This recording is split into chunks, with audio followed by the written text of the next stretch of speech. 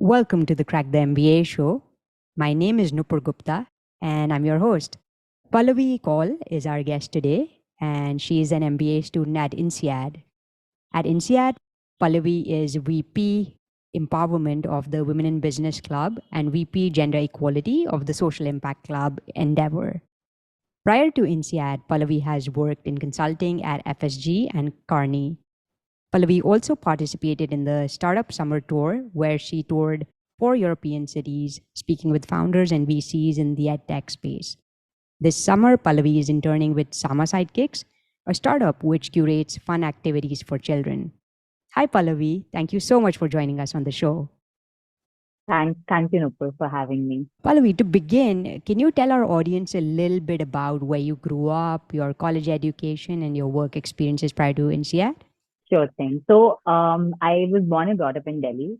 So I grew up in Delhi, did schooling in Delhi, then went to Shaheed Sukhdev College of Business Studies, more popularly known as College of Business Studies or CBS. That was a great experience. I think what made INSEAD an interesting experience was that they had a more holistic selection process. So there were people who would go through a group discussion and a personal interview. So I was very lucky to be surrounded with people I found were very well rounded.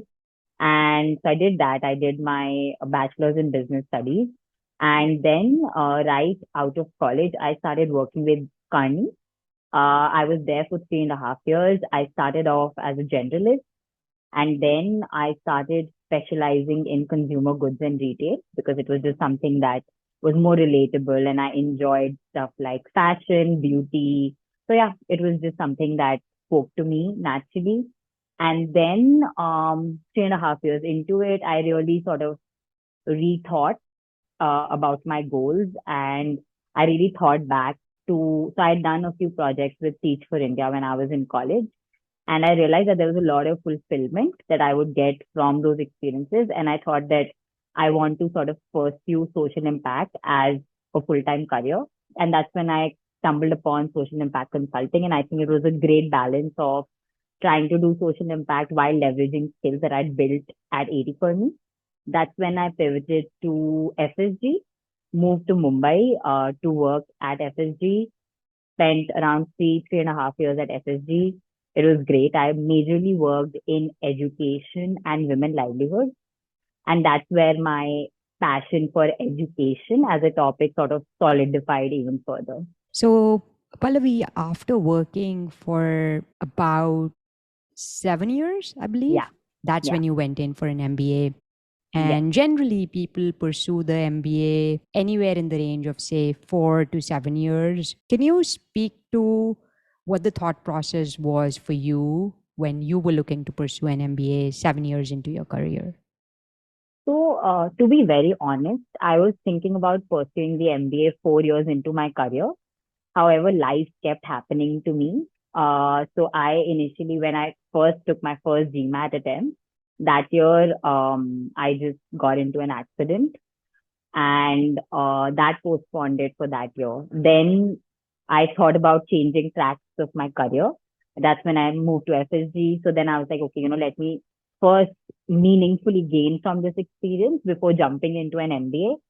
And it was just something I was super excited about. So I wanted to spend enough time. Once I got into FSG, I think I just got into the groove of it. I really enjoyed my work. I loved my organization. So it was just hard. And then beyond a point, I was like, okay, now it's time to sort of make the move. And then the pandemic happened. So life kept happening, to be very honest. But having said that, I think timing wise, it worked very well for me from two perspectives. I think I had a much more rich experience in terms of exploring, two different organizations, working on so many different industries, also working in different positions. So like I was an analyst at AD Kearney, then I was a team leader. Then when I moved to FSG, I was an associate, a consultant. As a consultant, I also became a module leader. So there were different responsibilities. So I think in terms of range of experience, it was great. Secondly, I think I have way more clarity on my goals, which I didn't have when I was 4 years into my career. So I think it's worked out well for me. And I think it's very important for you as an INSEAD student when you enter into a 1 year MBA to be clear about what you want. I think that's really important. And we will talk about this more once we progress with the conversation. But yeah, I think all in all, worked out well for me. I didn't plan to do it 7 years into my career, but I think it's been the right time for me to do it. All right, that's helpful. Thank you. Yeah, we definitely want to talk about goals. But even before that, can you talk about why you were looking to pursue an MBA? And if you want to bring up the goals here too, that works also. Sure. So I think it has to do with my goals, both personal and professional. So I think from a professional standpoint, I wanted to pivot into the tech sector, but I also wanted a flavor of it before I actually make that shift happen, which is kind of hard to do in normal life. I felt like there were a lot of courses, a lot of an internship opportunity, and a lot of credible faculty and alumni to speak to at INSEAD to really get a flavor of what a career in tech would look like and how feasible it is also for someone from my background to actually make that pivot possible. So I think one is to do with that. I think secondly, from a more personal development perspective, I've been born and brought up in India. I've grown up here. My outlook of working with people globally is only professionally, remotely when I was at Kearney and a little bit when I was in FSG. But to actually live with people from different countries, understand their opinions and perspectives, understand where they come from. It teaches you so much. It's so eye opening. And I think this was necessary for me to be a global leader, which is what I see myself being now post INSEAD. So I think those were the more reasons. Those were the most important reasons. And I would say those were the two most important reasons for me. All right. No, fair enough. And Pallavi, as you were looking to apply, what was your school selection strategy, or how did you go about identifying the schools that you wanted to apply to?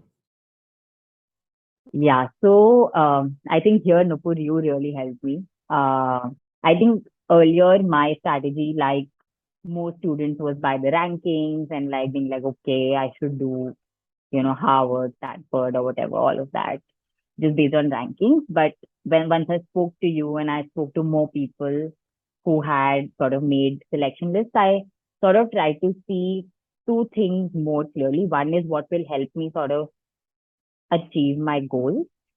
Second is what is useful for me at this point in my career, given I'm 7 years into my career already. And thirdly, like when I speak to people from these colleges, who are the people that I connect with more? Where can I see myself as a better fit versus the others? And I think based on these three criteria, and obviously like geographic location preference, of course. So I think these four things really help me make my selection in terms of schools. Yeah. All right, fair. You talked about geography being a criteria, right? So, why would one go for a European program versus a US program? So again, like I think that really depends on your professional and personal goals. European versus American, I'd say there are two, three things that differentiate them.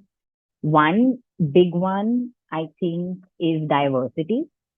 So I think when it comes to diversity, at the end of the day, US business schools are still 50-60% American. And even in that, like the ones they say are not Americans, a lot of people are from different nationalities, born and brought up in the US. So that percentage is way higher than is actually reported. When INSEAD or other European schools say they have diversity, they mean it. Like I'll tell you about my own study group. It's a study group of 5 people. I'm Indian. There's a Lebanese guy. There's an American Chinese girl. There is a Japanese Brazilian, and there is a British guy. This is one study group. And all study groups are like that. And all of us also have different career experiences. So imagine the kind of diversity that INSEAD delivers and other European schools as well. That is one.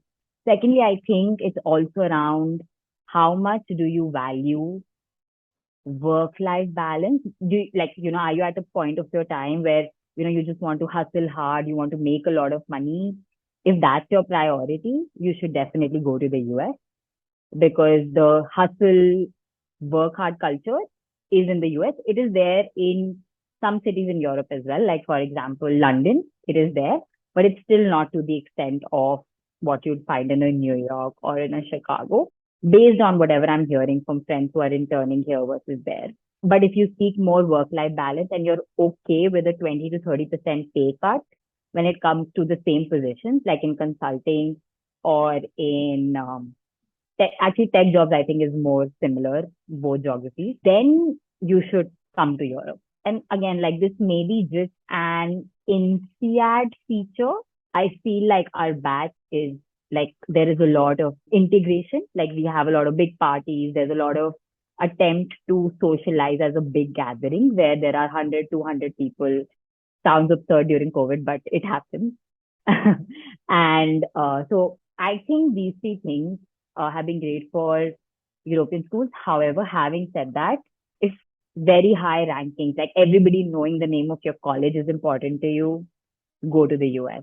If you want to make a lot of money, like money is your key goal, go to the US.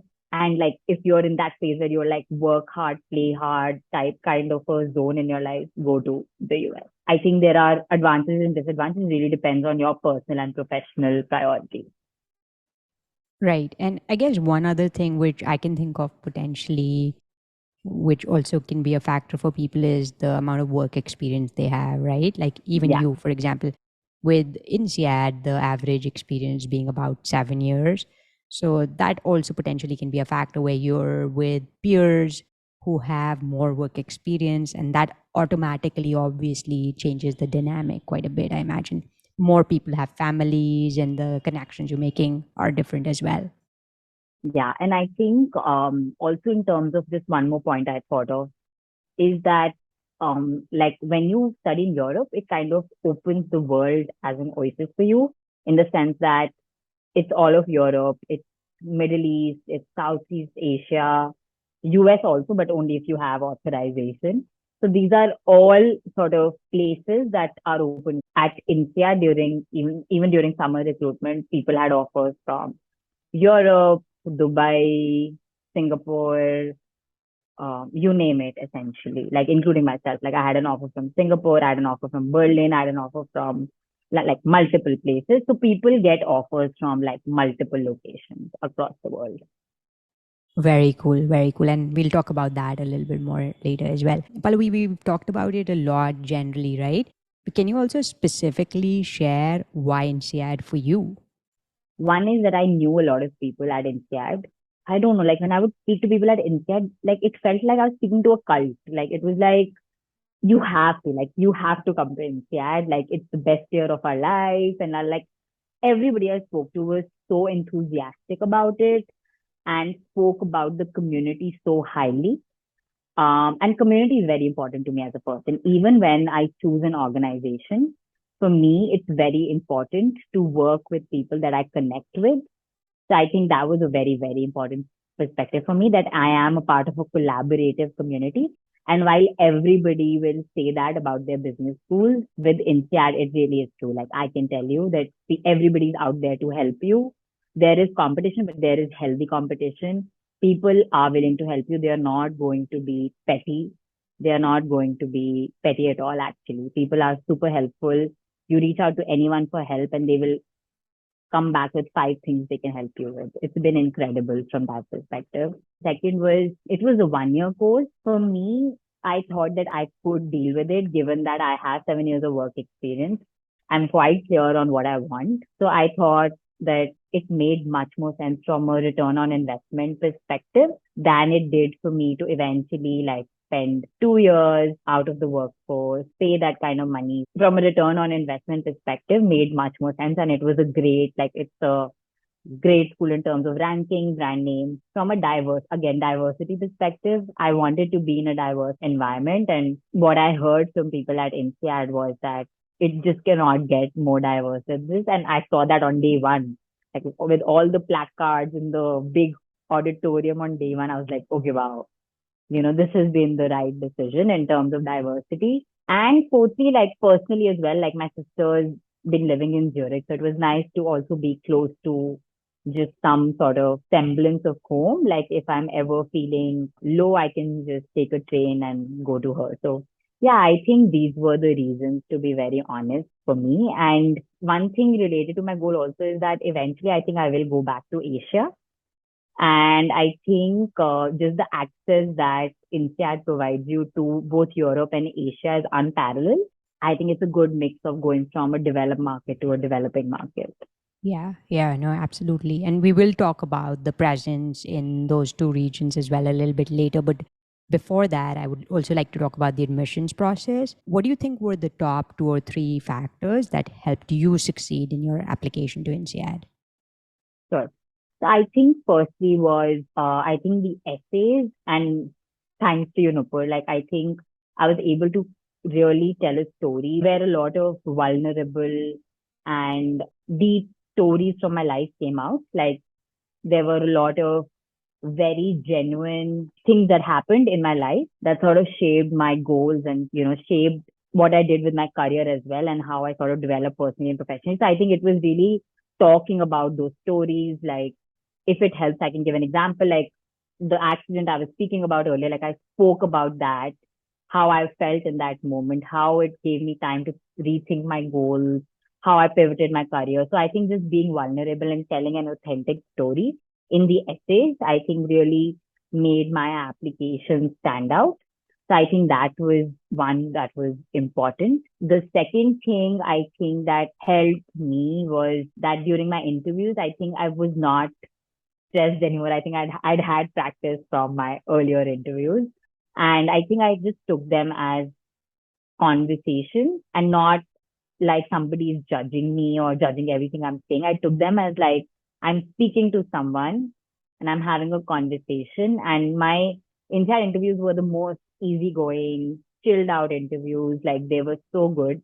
I think it also kudos to my interviewers. They really made me feel very comfortable. It was just like a smooth flowing conversation like we're having right now. So I think like for me, I think my some of my FSG projects were really interesting and unique. I had advised the government of a African country on their sanitation policy. I'd worked on women livelihoods. I'd worked on education for the bottom of the pyramid in India. So I think these were unique experiences that would have also sort of helped. But I think the first two are the most important that I mentioned. Pallavi, INSEAD also has a scholarship process, Yeah. right? So could you speak briefly about that also and how applicants can maximize their chances of obtaining a scholarship at INSEAD? There's an application process for the scholarship and you have to like answer questions. You have to proper write essays again, but it's totally worth it. I think you should dedicate like proper time and thought to really write your scholarship essays. It's really worth it. Like for me, it worked out really well. I got about a 30% scholarship of the INSEAD tuition I had to pay. So I think there's a proper process. Depending on what scholarship you're applying to, there will be two, three questions that you have to answer, and they'll mention how much detail they want. And I think you should really, really give it a thought. You should work on them, like to work on your application essays, which is really think through the story. And a lot of your essay material will actually help you with your scholarship essays as well. But very important to dedicate proper time to the essays for your scholarship. That's the process mainly. And INSEAD offers a lot of scholarships. The maximum amount is 30 to 35% of the tuition. Rarely anybody gets more than that. But a lot of people end up getting like some amount or the other. You should really spend dedicated time on it. And speaking about career goals, Pallavi, how did you identify your career goals and how can prospective applicants find their true north? For me personally, a lot of it was introspection when I was writing my MBA application. I was clear that I see my long term in social impact, but I also had to consider some practical aspects as well in terms of just paying off the money that I sort of spent on my MBA and getting jobs that will sponsor a visa. Like typically social impact careers do not sponsor visas, right? Like even FSG, if I want to work in FSG Geneva, they're not willing to sponsor a visa. So It's challenging. How I identify was introspection. I looked at what experience do I have, what skills do I have, where do I want to go. It can also not be unrealistic, right? Like today, I can't suddenly tell you that I want to be an investment banker. It's not going to happen. It has to be a realistic goal. It has to be something that interests you, and it has to be a pivot that is possible. For me, that is tech, mid or big tech right now. I wanted to learn something new. So I was like, I don't want to do consulting. I want to see tech because it was just something interesting. Secondly, in tech, what in tech? Education is something I've been passionate about. So I stuck to tech. How I'm exploring it is I've done, like, as Nupur mentioned in the introduction, I did a startup summer check, and I'm also doing an internship with an tech startup. So that's how I'm sort of exploring whether this is something I actually want to do. In introspection, do you have any specific advice around how students can go about getting those stories, those key moments, be it for their essays or be it for career goals? I think what really helped me also was, put the form you have initially, where there's a lot of sort of going back to your childhood, going back to your school, your college. So there's a lot of questions that really make you think back to moments that you've had. So I think the advice is that really go back to your school days. Think about key moments at each stage. For us, it's mainly school, college, first job, second job, whatever. Think of your turning points both professionally and personally. Really think about why you took certain decisions, like why the specific college, why the specific course, why your first job, why your second job. It will really start. And sometimes, we make decisions, and I mean, we do think through decisions, but sometimes we don't really call it out to ourselves very explicitly as to why you chose something. Really, like, writing that entire story of your life and thinking about why you made certain decisions really helps. And that will sort of help you understand your motivation. Once that helps you understand your motivations, that will help you set your future goals. Pallavi, you spoke about visas a little bit. For international students, what kind of job opportunities are available in which countries, and anything about visas that's pertinent to know? Sure. So I think in terms of visa sponsorship, there are some industries that are just used to doing it and do it for international students very easily. So that is consulting and big tech. In big tech also, like, it's a small sample. It's Amazon, a little bit Google, consulting all the firms like your MBB, AD Kearney, Strategy and etc. etc. All of them do it. They have been doing it. So if you are a little risk averse and you want to sort of ensure that, your visa is getting sponsored, I would focus on these, getting jobs in these sort of companies. Having said that, increasingly startups are also looking to sponsor. There are a lot of startups, especially scale up, which is post Series B, post Series C startups that have the kind of funding to sponsor people and are looking to sort of get MBA talent onto their team. It helps them with, pitch that they have INSEAD MBA students or whatever MBA students in their team. So these are two industries I've explored. Apart from that, there are companies in CPG, in retail, which have some opportunities, like L'Oreal, for example, does sponsor. Nestle, L'Oreal. There are also some of these big companies which are conglomerates, and they also sponsor visas. Like, they have paths, like leadership paths, where you work in all functions in the company. Like, you go from retail to sales to finance, everything you work on in the company, and it's What like an what accelerated companies have leadership path. those leadership paths? Good question. I think one is definitely Unilever. The rest, I'm sorry, because the thing is, this is not of interest to me, so I've not explored these much. Pallavi, switching gears a little, can you speak about how well you got to know INSEAD and what kind of outreach you undertook? So I think I was just lucky. I had a lot of people from CBS in the last few years who had gone to INSEAD. So I had, like, direct, like, some people, and I knew those people personally as well. So I readily knew of like five people who were either alumni or were current students, and they connected me to more people. So I was able to, like, speak to some 8, 9 people during the application process and just get different perspectives on the gazillion questions I had.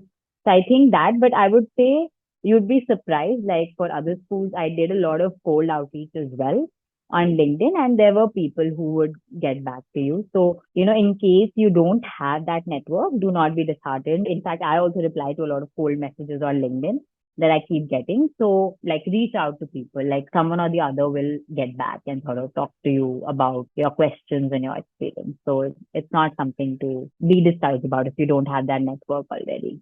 All right, that's helpful. And is there any advice you have for somebody to be more successful in cold outreach?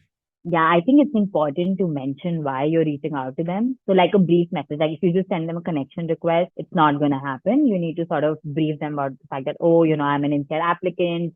I have a few questions around XYZ. It would be great if we can get on a 20-minute call, 15-minute call or something. Or if you prefer, we can just, chat on LinkedIn. So give them complete control on, how you want to how they want to communicate with you, and explain the purpose of why you're reaching out to them. So I think that those are two things that are important. Pallavi, just reflecting back on your process, what do you think you could have done better with the admissions process, and any other advice you have for prospective applicants? So I think the first thing I'd say is that I got my essays reviewed from students at these business schools a little late in the process. I think I should have done that earlier in the initial draft to sort of get the right direction in initially, because the students have a great insight to share in terms of what they've seen succeed. So I think it's important to get that feedback in initially in your first two, three drafts rather than sending them your sixth draft. I think that is one thing that I didn't do well. Secondly, I think I didn't in my initial interviews practice enough. I think if you have friends who can do mock interviews with you in these schools will be ideal, but even if not, just generally for you to practice the star approach, practice telling your stories concisely, practice being conversational, not seeming stressed out or edgy while you're taking the interview.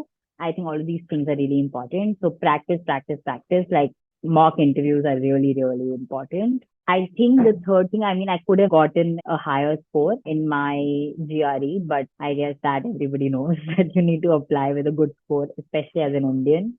You should be at least above a 740 if you're in GMAT, or a 330 if you're a GRE. Very helpful, especially the thresholds. Pallavi, a lot of times prospective applicants, when they look at students who are at the dream business school, right, they think that everything looks so perfect and that these candidates were flawless, and they're battling internal demons that, oh, we have this flaw, we can't get through. So based on your journey, you just talked about, maybe you could have had a higher score on the GRE.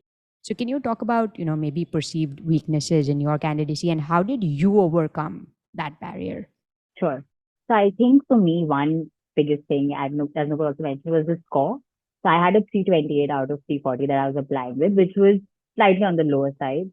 It wasn't bad, but it wasn't great either. It wasn't something that was going to get me like instantly in, right? I really tried to improve my score, to be honest. I took multiple attempts of the GMAT first and I took multiple. It just wasn't happening for me. I think I was suffering from exam fatigue. So if it doesn't happen for you, you just ensure that if this bucket is not strong enough, you have to ensure all your other buckets are like super strong in terms of experience, in terms of like you do your best in everything. Like you don't want to look back. All of you know that how much of an investment mentally, emotionally, physically, monetarily this entire process is. So you don't want to look back and regret not doing your best. So I think beyond the point, I really push myself to really introspect, get the most deep stories out, get the best stories out, trying to really think through all my extracurriculars, really quantifying everything I'd done, be it on my resume, be it on my activity section, like really quantifying the impact of my work.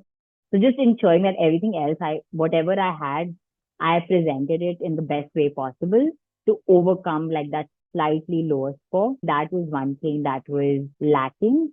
The other thing was international experience, which is extremely important for India. I never lived outside India. I never worked outside India, but I had experience of working in multicultural teams. So I really highlighted aspects of my work where I'd interacted with people from different cultures, different countries, and how I'd successfully delivered on those. Also spoke to like, if there were differences, how those were resolved and stuff. So really highlighting how you compensate for not actually living outside by those experiences, and also like my personal travel and stuff. Though I don't think that would be that valuable. I think it would be more valuable to sort of highlight how you professionally have interacted with people who are diverse. I also, in terms of diversity, spoke about how I moved to Mumbai, for example, which was a completely different culture within India. So really highlighting any opportunity to highlight how I've dealt successfully with cultural differences was helpful to overcompensate that weakness in my application. All right, that's really helpful. And you spoke about your involvement in activities. So that's something that applicants also wonder about. How important is it to be involved in extracurricular activities as well as in community opportunities?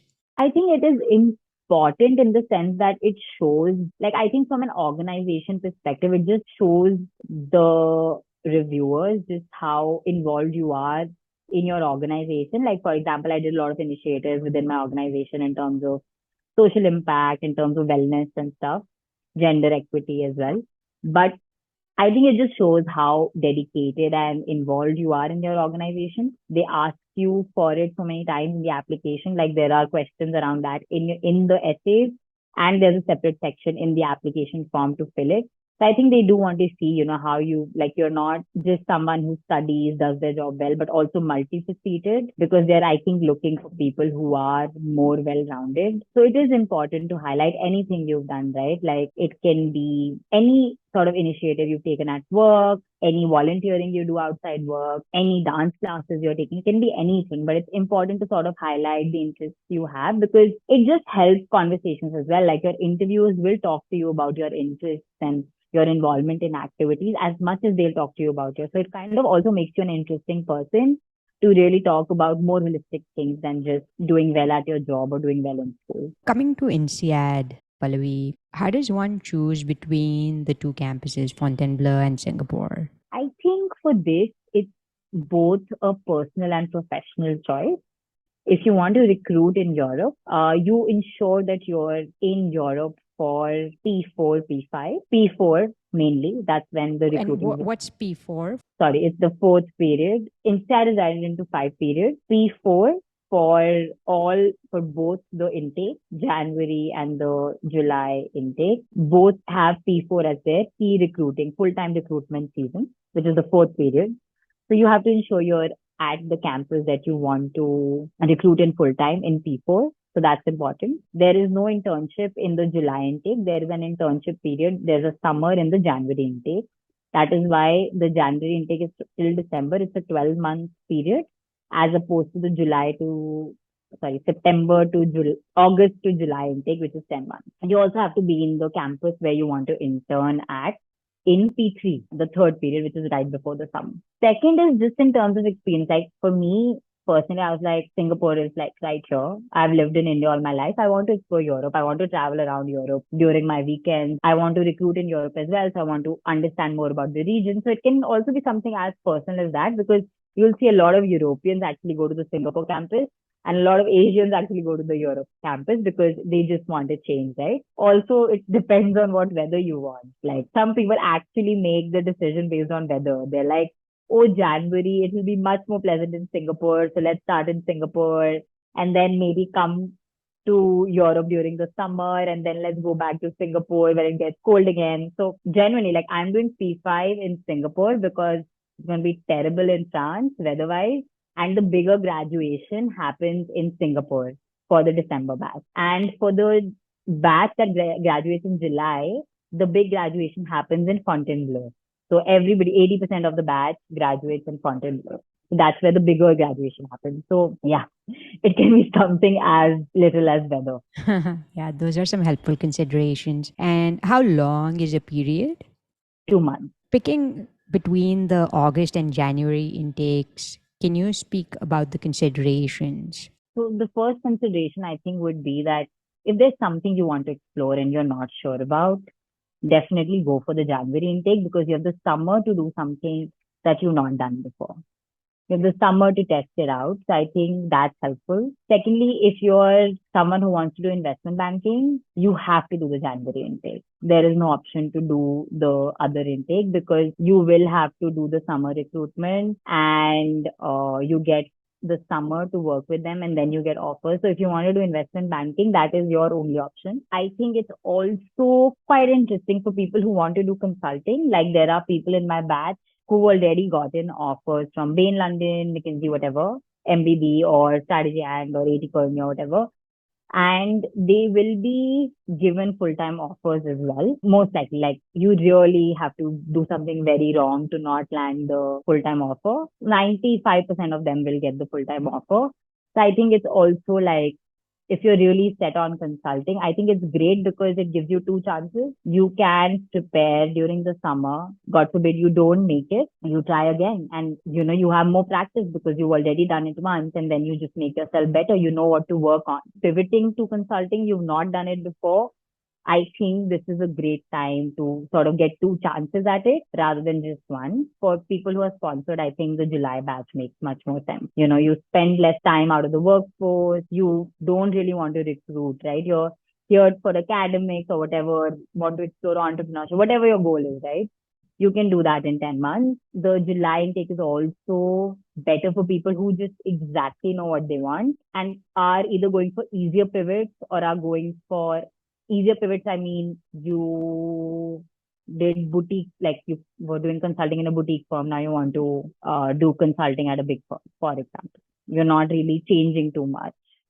So you do the July batch because you don't need to really intern. To be honest, like for me also, I could have done the July batch because consulting to tech is not that unheard of as a pivot. A lot of people do it, but I didn't actually know if I liked tech. So I wanted to explore. That's why I did the Jan batch. But if you're set, you've done a pre-MBA internship and you know that what you want to pivot to something you enjoy, you might as well do the July batch. It depends based on these factors. So, Pallavi, coming more specifically to the academic experience as well, can you speak about the star professors at INSEAD and, some courses that are on everybody's list? Yeah, sure.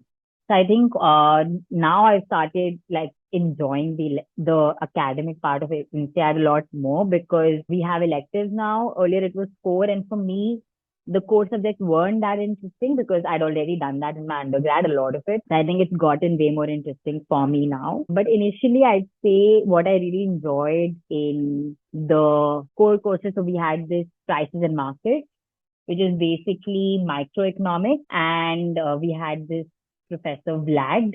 He's amazing. Like he is so good. I really enjoyed his class. I also enjoyed strategy. So we had introduction to strategy and it was just interesting. Like just the layout of the class was super interesting. And my professor was Cheng Li. So he was quite interactive. Like the class was super discussion based. So I think I really enjoyed that. Also, what I really enjoyed is organization behavior. A lot of it was a lot of simulations where we were put in, within our study group, we had to do like a simulation to climb Mount Everest. That was my first class of OB, which was just so interesting. Like everybody in your team is given like a different set of conditions and is given like different information. And then you have to collectively make a decision. So it was all about teaching you balancing personal priorities versus group priorities. Very interesting. So there was a lot of stuff like that in organization behavior one, which was very interesting. So these were a few core courses that were quite interesting. In electives, oh my God, I've had some of the most amazing electives. So I did technology and innovation strategy just because I'm interested in tech as a field. This is done by Professor Michael Bickard, and his course also fills up like super, like he does 3 sections for his course. That's how much in demand it is. Just incredible. Like each class, he writes a case. He has self-written cases for all his classes, and he invites the founder of the startup he's writing the case on during class. You can ask them questions real time. Like I've had lunches with like CEOs after the class. Like there was an opportunity to sit down and have lunches with some of these founders. So super interesting. Would highly recommend technology and innovation strategy. The other class I would highly recommend is embracing complex change. This is by Professor Linda. She's the one who founded Psychological Services at INSEAD and started the gym at INSEAD. So this is a class where you think through your life. You think about your turning points. You think through family history, observe patterns. You are assigned a mentor and you are somebody's mentor within the class. It's a class of 30 people and you are interviewed about your entire life and the kind of realizations you have. Like, and we got so close as a group of 30 people. Like, the first class was on turning points. 20 minutes into the class, we were all crying. We were all like in tears. So it was like, I don't know if you guys have heard of the Stanford Touchy Feely. This is INSEAD's version Yeah. of the Stanford Touchy Feely, essentially. Embracing complex change. Highly, highly recommend. Like people who do not take it, this is their biggest regret at INSEAD that they did not take this class. The third class that I would recommend, and this is again my personal interest, is Strategy and Investing for Impact. This is by Professor Jasdeep Singh. It's an incredible class. I mean, for me, it was a lot of stuff I already knew, but it was just interesting to hear different perspectives. But someone who's not does not know about social impact as a career from a business perspective, like how do you match and get both sides together? I think it's a great class for you to understand if it's something that can interest you. It's a very case study based discussion. The professor is extremely amazing. And the two professors I talked to you about as well, like I seek guidance from them for my startup tour and I'm actually doing an ISP, like a independent student project with both of them for my summer startup tour as well. So highly, highly recommend these three electives from my perspective. And how easy is it to get the classes that you want? Are they very competitive? Hard to get? You have to make trade offs? I mean, you do have to make trade-offs, but to be honest, when it comes to getting the electives you want, rarely people who don't get electives that they want, you end up getting it. If you don't have any points at all, if you're someone who bid for all exchanges, like campus exchange, Wharton exchange, all of that, then you may not have points to really select the elective. So you have to make a trade-off. You have to see how much you want to bid on a campus exchange versus a school exchange versus your electives. Like I was very clear that I'm doing 1 year at INSEAD. I don't want to go to another school. I want to maximize my experience at INSEAD. I want to do one campus exchange because I want to experience both campuses. And the rest of the points I want to save from some electives that I really want to take. Like, for example, something that is also very, very sought after is negotiations by Derek Deasy. Derek Deasy is the head of the personal leadership development program at INSEAD. He will take one of your sessions on launch day. You will be smitten by him and it's one of the like courses that's really sought after. So I'm really excited for that course. Sorry, he doesn't take negotiations. Sorry. He takes psychological issues in management. Negotiations is another very sought out of course, which is done by a professor. I'm forgetting his name, but he was a hostage negotiator. So you want to take that course. There's some very, very interesting courses. There's also private equity course that happens, which a lot of my friends have taken who are interested in private equity. That's also very sought after also by a very famous professor, but I do not know the name. Pallavi, what are the major events that students look forward to attending through the year? Yeah, there's a lot of events that happen at INSEAD, but I will try to summarize the top three, four that happen. I think one is the cultural week, the International Culture Week month, actually, where you vote for two, three nationalities and they sort of have like a week of, food, parties, events to demonstrate their culture. So I think in our batch, it happened for Lebanon, UK, Brazil, and Turkey. So these were the four that happened for our batch. So that's super interesting. You eat food from these countries, you attend parties with snacks and drinks from these countries. They do events which are more about their art, their dance, everything. So it's amazing. You learn so much about different cultures. That's one. The other is the summer ball. So this happens on one of the weekends of the alumni meetup. There were a lot this year because of COVID. There was a backlog of alumni meets and graduations that happened this year. But there's one summer ball that happens, which is amazing. Should not miss. And yeah, there is MSD, the Master Strategist Day that happens in the first period. And it is basically this day where in your strategy class, you're put in like your with your study groups, you have one night to essentially crack this consulting phase that you're doing for this one firm.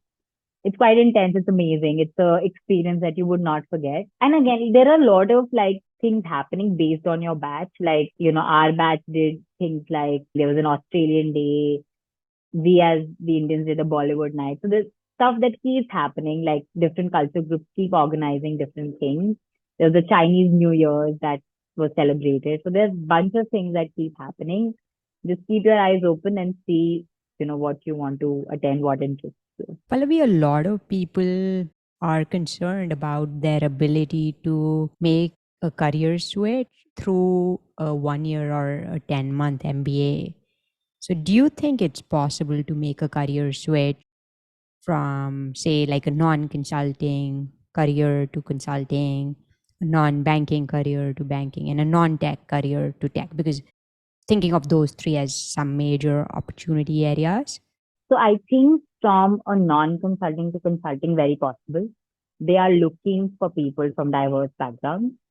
And there are people, in fact, who made that pivot in summer recruiting as well. I personally know of people who were working in oil and gas or were working in retail earlier and have landed consulting jobs at MBB. So it is definitely possible. I've seen it happen in within 3 months of getting into INSEAD. So it is definitely possible. The second one of non-banking into banking, very tough, almost impossible.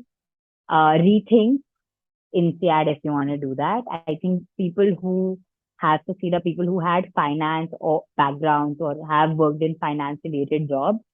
That is the furthest away from banking that someone can get into investment banking. So I'd say that is one pivot that will be difficult and I would reconsider INSEAD if I were you. Thirdly, you said non-tech to tech. There are a lot of examples of people who moved from different careers to tech, but most of the examples that I've seen is of consulting to tech, media to tech. Yeah, like basically moving from a different part of tech to tech. I say it is possible, but I'm not sure. Like, I think if you are not from a tech background, you want to pivot to tech, try to look up people from your backgrounds that have made this shift and do that research. I did that research before I, decided to apply to INSEAD. I would recommend that you do that research for you as well. Understood. And do you think it's possible to transition from, let's say, tech strategy to a product role in tech? Depends. It depends on the organization that you're aiming for. So, like for example, once you start doing research on product management, what you'll see some companies are more open than others. Like for example, in Amazon, I'd say it's possible. In Google, it is not because in Google they look for people who have engineering background. So if you don't have an engineering background, getting into product role in Google is very difficult. So it depends on the kind of organization. It depends on whether the PM role is a business PM role or a tech PM role. You have to do that research. And as you do your research, you'll realize so it will be different for different startups, it will be different for different companies. So you have to sort of do that research. You have to speak to people. Tech recruitment requires a lot of outreach, a lot of conversations. Like start from like third week of INSEAD. Okay, very helpful. And outside of PM roles, what roles could applicants consider which are product roles? Like they still get exposure to product and even other non product roles. So I think there are strategy and operation roles where you can potentially be working on a product. So I think that will give you some exposure. There's also like, for example, right now I'm doing a strategy and business development role where I'm getting a lot of exposure to the product because I need to understand the product, right? If I'm pitching it to investors, because I'm doing the fundraising strategy, I'm doing the business development. So I need to understand the product well, need to understand how to position it to prospective partners and stuff as well. So even something like that can give you exposure. So strategy, business development, sales roles, because you need to learn about the product if you're doing sales or marketing roles in these organizations, and partnerships. Partnerships is something you get a lot in, like Google has a lot of partnership roles. So do a lot of startups. Pallavi, as you reflect back, what's something you wished you did prior to getting to INSEAD? I think I wish I'd done more outreach to people in the kind of roles I was looking at post INSEAD, like just understand the realities of these roles better so that I would have had a more robust strategy for my summer recruitment, and also like speaking to people about their experience of summer recruitment, because what I felt was that I got pulled in too many directions initially. Eventually I got something that was ideal for me. I was lucky, but I got pulled into a lot of directions. I was like, oh, this looks interesting. Let's apply to this as well, this as well, this as well, which by the end of the time just exhausts you and burns you out. So I think it's important to really start having, like, if you're looking at a pivot, if you're set, if see, you want to do consulting at INSEAD, the school will do everything for you. There is nothing that you need. I mean, it's just there's too much consulting at INSEAD. You don't need to do much before. I mean, you can start case prepping, but not more than that. But if you want to do something else, which is not that regular, like you want to get into impact investing, you want to get into tech, you want to get into VC, PE, whatever, you should start having those conversations before INSEAD. INSEAD is just too quick. You will get into INSEAD, you will suddenly have academics, you will have socializing, you will have recruitment events. You would wish that you had more than 24 hours a day every day. So just do whatever you can before in terms of recruitment outreach, because at the end of the day, that's what you're here for, right? You're here to get the job you want or pursue the career you want. Get those conversations going. Pallavi, what's the biggest challenge you've faced at INSEAD thus far? There's one word. It's called FOMO, the fear of missing out. Everybody you speak to will tell you about this, but to live it is completely different. At every moment in INSEAD, there will be 100 things you could be doing with your time. It could be attending a call by a recruiter. It could be having dinner with your friend. It could be attending a big party. It could be, listening to a lecture by a professor. It could be any, there could be 100 things in each of the buckets, which is academics, recruiting, socializing, networking, that you could be doing.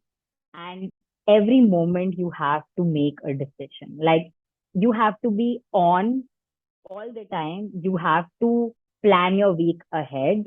You need to know, like, if you don't plan, if you go with the flow, like the days I've gone with the flow, if I've gone with the flow for 3 days, fourth day, I feel so out of depth, so away from what's happening. So I don't want to scare you, but in INSEAD, all your organization planning skills need to be leveraged and used.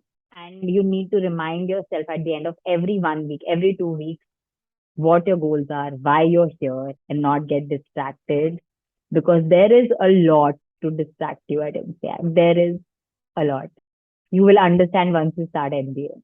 No, fair. So you do like a weekly planning thing, maybe like Yeah, on a I do a Sunday. weekly planning. Yeah, Sunday I plan my entire week broadly.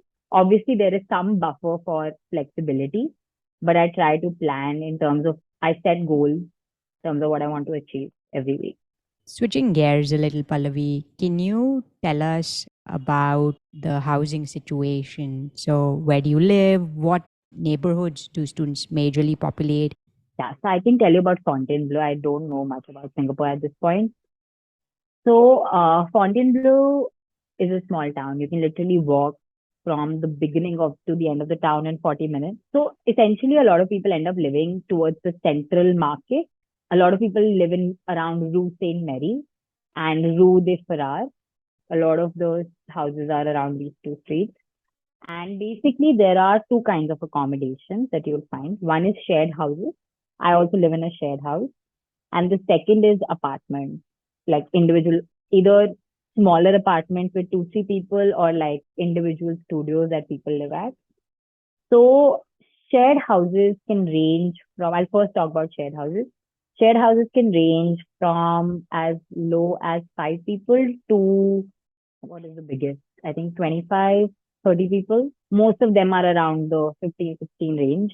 So I think for me, the reason why I chose to be in a shared house was that even though they were more expensive, it just allows you to socialize with a smaller group of people, and your housemates tend to be your closest friends because I mean you're living in the same house, right? For me, like I'm a social person, I'm an extrovert. I just wanted to sort of live in a shared house, and also I didn't know anyone from my batch personally before, so I didn't want to say that okay, I'm living with someone. I choose to live with someone already, and then what if I don't get along with that one person, right? So it was a decision based on probability of just living with 8 people. My shared house had 8 people, and also socializing, like just having a base to like socialize or get to know 7 other people more intimately. That's why I chose. And I think people in shared houses also have the opportunity to host. So we hosted a lot of parties at our house. Everything is taken care of in shared houses. By everything, I mean the electricity, the internet, washing, cleaning, everything is taken care of. Having said that, they are expensive, 30% more expensive than a normal apartment. But again, like if you're someone who's an introvert or someone who just prefers to have their own space completely and do not want to like, you have your own space also in shared houses, like you have your own room and your own bathroom, but outside it's all shared. So if you want, your shared spaces to also be more personal, then I would go for an apartment. There are a lot of options available. Share houses research, just speak to people who are current students or alumni. There's a lot of Telegram groups. There's a Fonte Housing Telegram group. You can ask all the questions you have on that. People will be happy to help. And there are some websites that you can use for house hunting as well. I think there's one called City. I don't remember. I can send them to you, Nupur, later. Once you get your admission, just book your housing. If you want a shared house, if you want a shared house, that is. Okay, so those are high in demand then. Those are high in demand. They get filled out very pretty quickly. Like I booked mine in July for the December intake. Oh, wow, that's very far in advance. And how far is that from campus?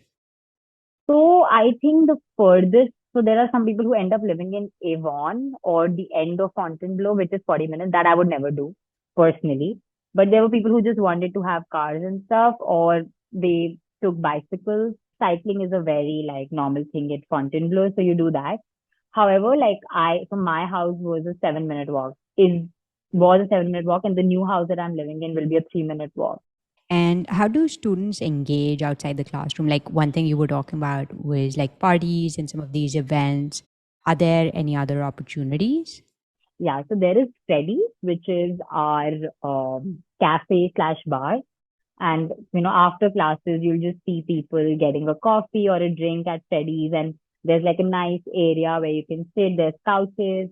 There's an outside garden where like there are loungers. You can just sit, you can relax, you can catch up with people. So there are parties, there are, Freddy's. You just like, I mean, it takes me every time I go to Freddy, it takes me 30 minutes to get out of Freddy's because you'll end up finding like 5 people who you end up having conversations with every time.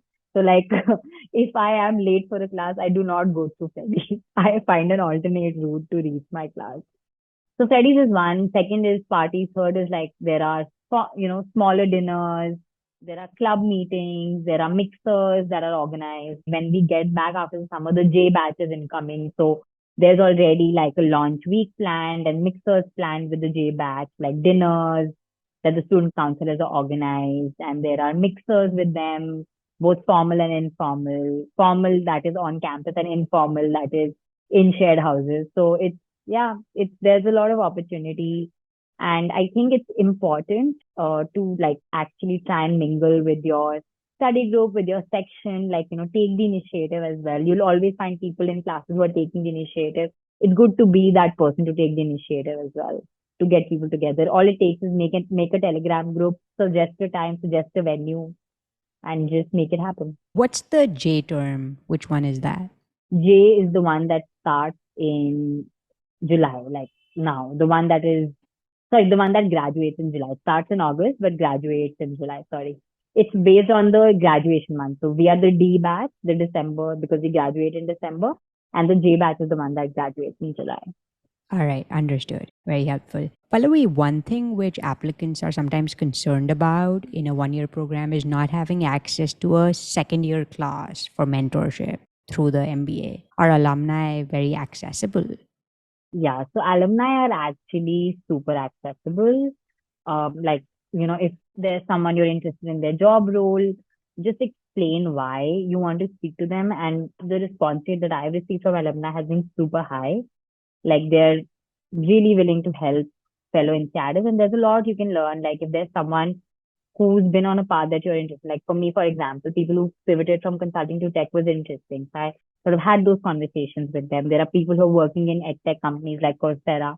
So I reached out to them. They are sharing their experiences with me. And they give very genuine advice because, they will not paint a untrue picture for you. They're not going to say that everything is good. They'll tell you the pitfalls of everything. They'll be super honest. Like I've had some amazing conversations with alumni. Like I've reached out to people who were like voluntarily like I spoke to them, I asked them questions, and then they were like, let me know when you apply and I'll be happy to refer you. Like, that's how forthcoming alumni are. So reach out to them for advice, reach out to them for advice on careers, advice on what electives you should be taking, on how do you want to participate in clubs, on, requesting for referrals if there are in a firm of your interest. So they're very forthcoming. Like the INSEAD community that way is super, super accessible and super helpful.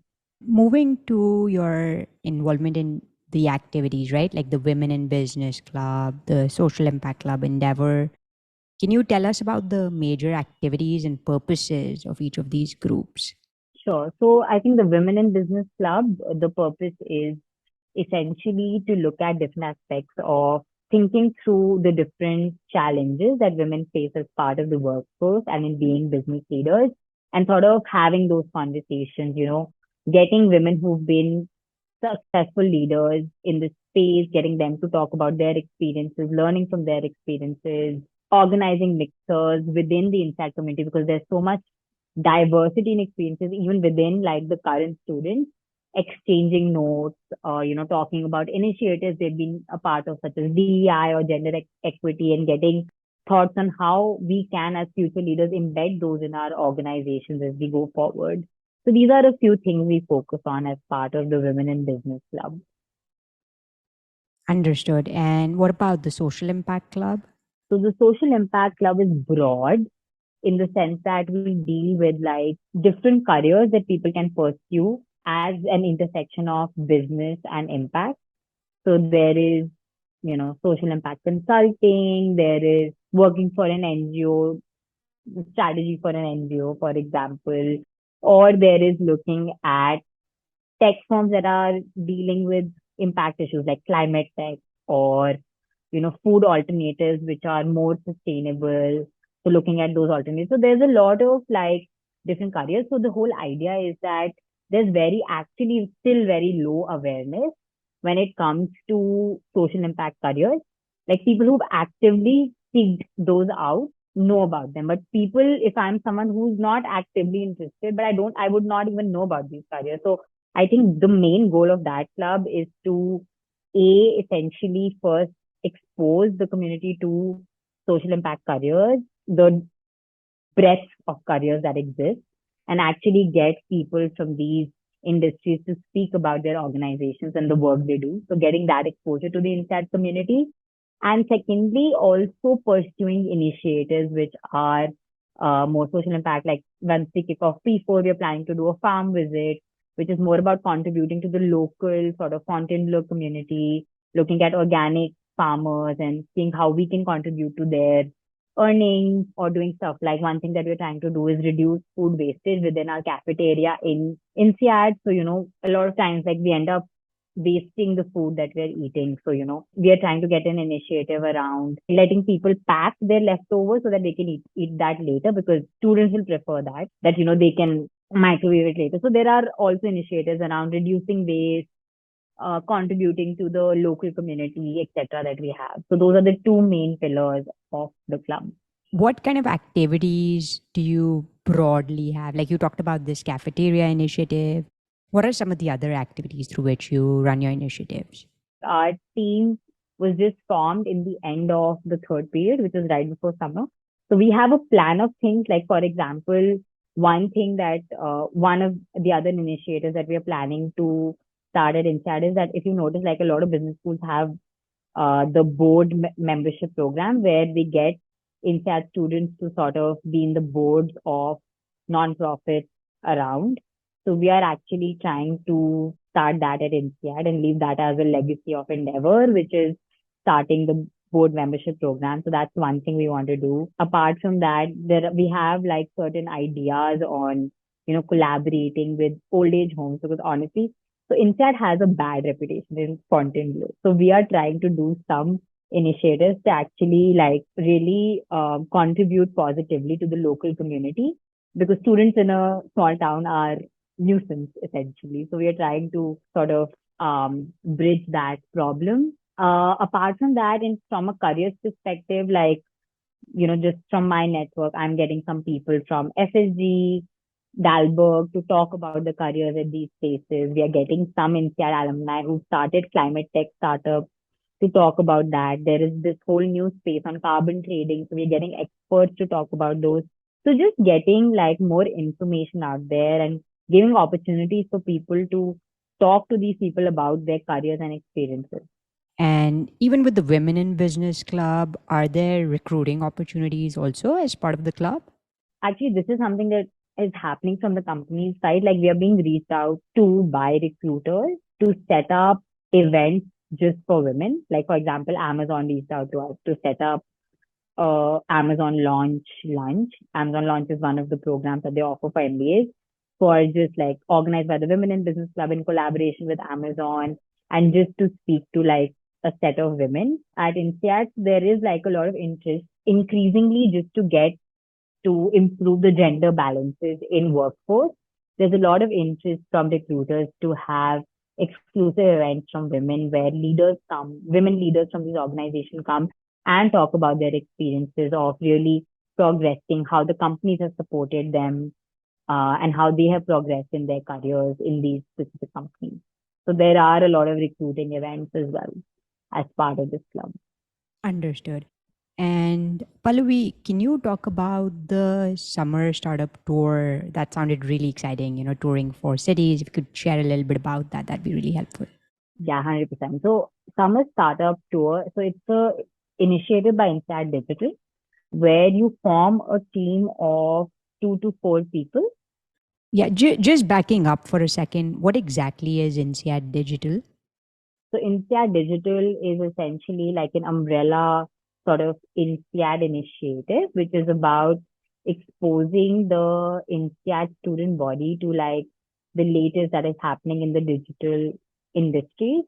It's a little broad as a term, but majorly refers to tech and like the different aspects of tech, which is small tech, which is startup, early stage startup, mid tech, which is scale ups, and big tech, which is your Stan, Facebook, Amazon, Google, etc., etc.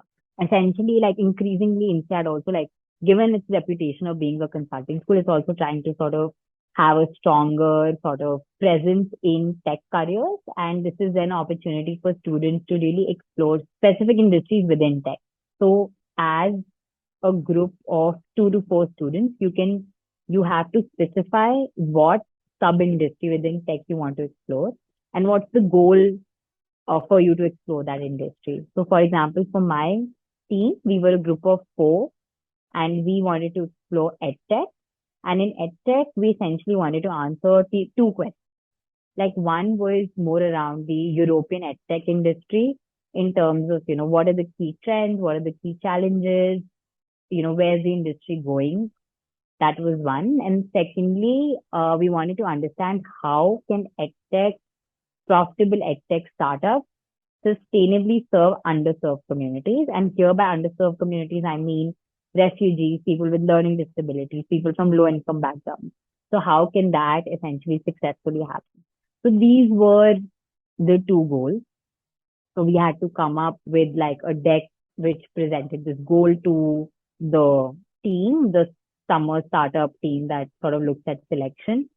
And so we had to pitch our tour, like what our objective would be, what our end output would look like, what are the cities that we are visiting. So we chose to visit So in Europe, the EdTech hubs are in London, Amsterdam, Berlin, and Paris. So we chose to visit these four cities.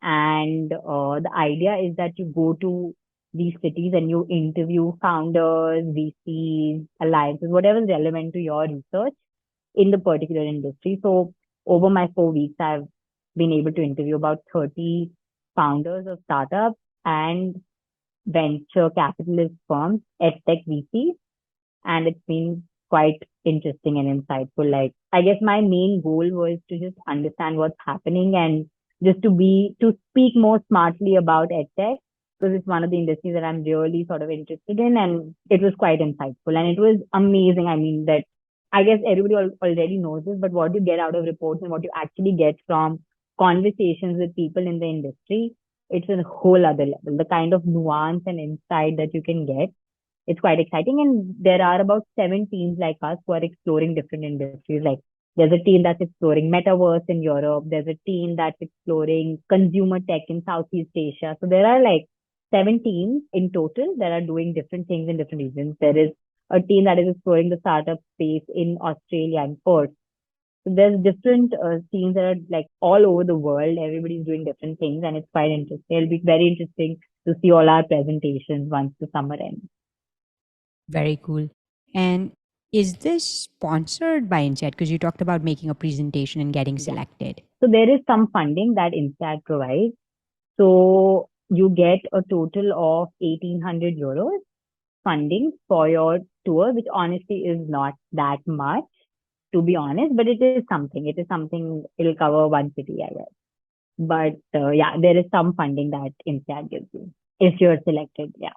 Understood. And then these reports, is it mostly for the purposes of that group, or are these also put out publicly? These reports are published. So even during the tour, we have been posting LinkedIn posts about each meeting, summarizing some key insights from each of the meetings. And in the end, we will be publishing a blog on our tour, and that would be published by the INSEAD SAMA Startup LinkedIn page, and it will also be put on the INSEAD digital website. And more broadly, Pallavi, what are the other major active clubs on campus?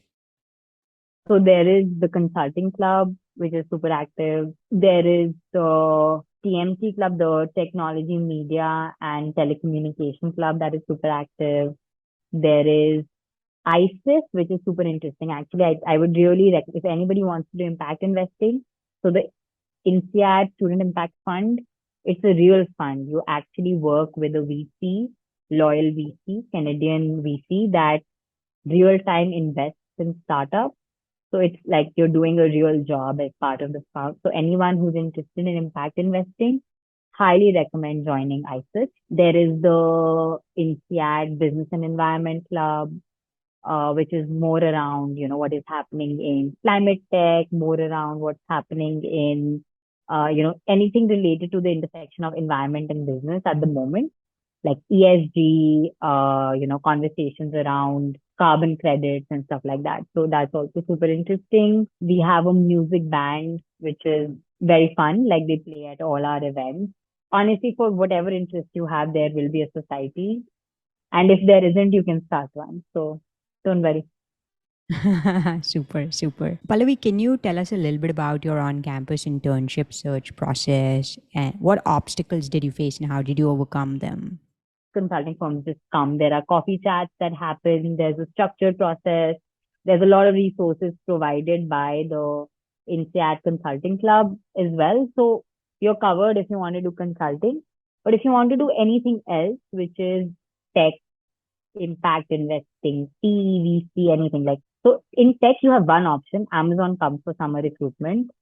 But apart from that, you need to do research. You need to reach out to people. And so what happens is the recruitment cycle for internship starts, consulting firms come and Amazon comes. That happens. Now, if you're people who are looking for something else, you need to start doing your outreach. End of P1, you need to start. Like even that's a little late, but start. I would say ideally start mid P1 and start reaching out. Like if you want to do tech, if you want to do like start exploring your options, start reaching out to people in big tech, mid tech, everything. And so after consulting in Amazon, a lot of startups start coming, but that suddenly there'll be a lull. And towards the end of P3 and the beginning of summer, a lot of startup recruitment will suddenly happen.